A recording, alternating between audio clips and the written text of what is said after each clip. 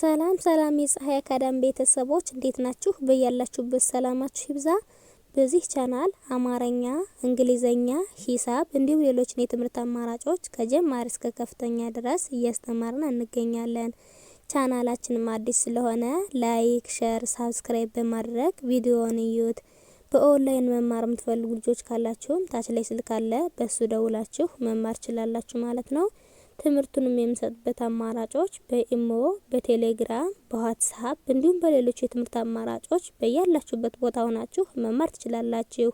እንግዲህ በዛሬው ቪዲዮአችን አማርኛ ፊደላትን ማጥናት የሚል ይዤላችሁ መጥቻለሁ። ይሄንን እስከ መጨረሻው ድረስ አንድ ባንድ አሳያችኋለሁ። ከኔ ጋር ቆዩ። እንግዲህ እናንተ ይሄንን ቪዲዮ እስከ መጨረሻው ድረስ በደንብ አርጋችሁ ይዩት። ይሄንን ቪዲዮ እስከ መጨረሻው በደንብ ካያችሁት በቶሎ ይገባችኋል ማለት ነው። ማንበብ ማይችል ካለም በተሎ ማንበብ ይችላል ማለት ነው። መጻፍ ማይችል ካለም በተሎ መጻፍ ይችላል ማለት ነው። እንግዲህ እነዚህን ፊደላቶች በማንበብ ወይም ደግሞ በማጥናት የተለያዩ ቃላትን መመስረት እንችላለን ማለት ነው። እንግዲህ እነዚህን ፊደላቶች ካነበብን ወይም ደግሞ ካጠናን በኋላ የበለጠ እንዲገባችሁ ከጎናቸው አንዳንድ ቃላት መስርቼላችኋለሁ። እነሱንም ጨምሬ ያሳያችኋለሁ። ተከታተሉኝ። በ ቡ ቢ ባ ቤ ብ ቦ። እንግዲህ እነዚህ ፊደላቶች አሁን ከመጀመሪያው ወደ መጨረሻው ቆጥረናቸዋል። ስለዚህ አሁን ደግሞ ከመጨረሻው ወደ መጀመሪያው እቆጥርላችኋለሁ። ስለዚህ ተከታተሉኝ። ቦ ብ ቤ ባ ቢ ቡ በ። እንግዲህ እነዚህ ፊደላቶች የማን ቤተሰቦች ናቸው? የበ ቤተሰቦች ናቸው ማለት ነው። እንግዲህ አንድ ፊደላት እያንዳንዳቸው 7 ቤተሰብ አላቸው ማለት ነው። ስለዚህ እነዚህ የበ ቤተሰቦች ናቸው ማለት ነው። ቀጣይ ደግሞ የተን ቤተሰቦች እናያለን። እንግዲህ ተ ማለት ደግሞ ይችኛዋ ፊደል ናት። እንግዲህ ተ ማለት ይችኛዋ ናት። እንግዲህ የተን ቤተሰቦች ደግሞ እስኪ እንየው። ተ ቱ ቲ ታ ቴ ት ቶ። እነዚህን በተመሳሳይ ከመጨረሻው ወደ መጀመሪያው ደግሞ እቆጥርላችኋለሁ። ቶ ት ቴ ታ ቲ ቱ ተ። እነዚህ ደግሞ የማን ቤተሰቦች ናቸው? የተ ቤተሰቦች ናቸው ማለት ነው። የተ ቤተሰቦች ናቸው ማለት ነው።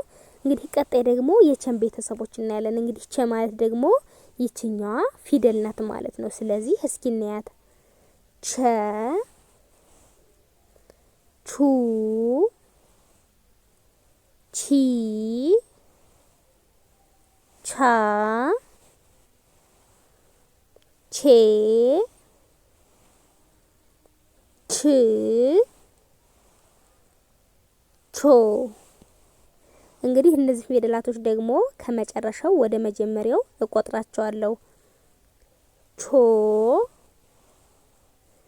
ች ቼ ቻ ቺ ቹ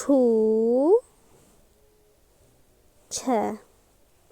እንግዲህ እነዚህ ደግሞ የቸ ቤተሰቦች ናቸው ማለት ነው። ቀጣይ ደግሞ የየን ቤተሰቦች እናያለን። እንግዲህ የ ማለት ደግሞ ይችኛዋ ፊደል ናት ማለት ነው። ስለዚህ እስኪ እንያት። የ ዩ ይ ያ ዬ ይ ዮ። እንግዲህ እነዚህ ፊደላቶች ደግሞ ከመጨረሻው ወደ መጀመሪያው እንቆጥራቸዋለን ማለት ነው። ዮ ይ የ ያ ይ ዩ የ። እንግዲህ እነዚህ ደግሞ የየ ቤተሰቦች ናቸው ማለት ነው። ቀጣይ ደግሞ የማን ቤተሰቦች እናያለን? የነም ቤተሰቦች። እንግዲህ እነ ማለት ደግሞ ይቺኛዋ ፊደል ናት። ስለዚህ እስኪ ይቺን ደግሞ እንያት። ነ ኑ ኒ ና ኔ ን ኖ። እንግዲህ እነዚህን ፊደላቶች ደግሞ እንደነዛኞቹ በተመሳሳይ ከመጨረሻው ወደ መጀመሪያው እቆጥርላችኋለሁ። ኖ ን ኔ ና ኒ ኑ ነ። እንግዲህ እነዚህ ፊደላቶች ከበ እስከ ነ ያሉት ናቸው ማለት ነው። እንግዲህ እነዚህን ፊደላቶች በማጥናት የመሰረትናቸውን ቃላቶች ደግሞ እስኪ እንያቸው። እንግዲህ በማን የተመሰረተውን ነው የምናየው? በበ ወይም ደግሞ በዚህ በመጀመሪያዋ ቤተሰብ የተመሰረቱትን እናያለን ማለት ነው። ስለዚህ ቤት ቤት ቤት ይላል ማለት ነው። እንግዲህ እዚህ ጋር ቤ የተባለችው ፊደል የትኛዋ ናት? የበቤተሰብ የአምስተኛዋ ናት ማለት ነው። ትት ደግሞ የተቤተሰብ የስድስተኛዋ ናት ማለት ነው። ስለዚህ እነዚህን ሁለቱን ፊደላቶች አንድ ላይ በማድረግ ወይም ደግሞ በማጣመር ምን የሚል መስርተውልናል?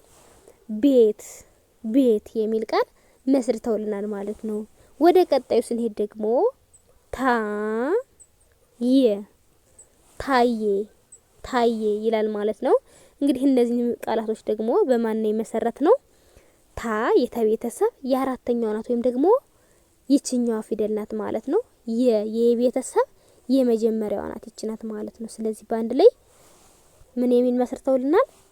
ታየ ታየ የሚል ቃል መስርተውልናል ማለት ነው። ታየ የሚል ቃል መስርተውልናል። እንግዲህ እንደዚህን ካየን ደግሞ ወደ ቀጣዩ እንሄድ። ቀጣይ ደግሞ ታች ታች ታች ይላል ማለት ነው።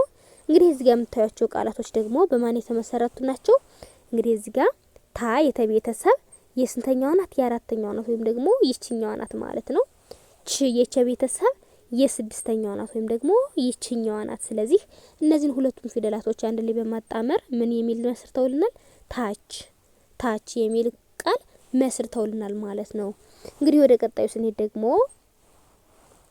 የት የት የት ይላል። እንግዲህ እዚህ ጋር ደግሞ የምታዩቸው ቃላቶች የቤተሰብ የመጀመሪያዋ ናት ወይም ደግሞ ይችኛዋ ናት።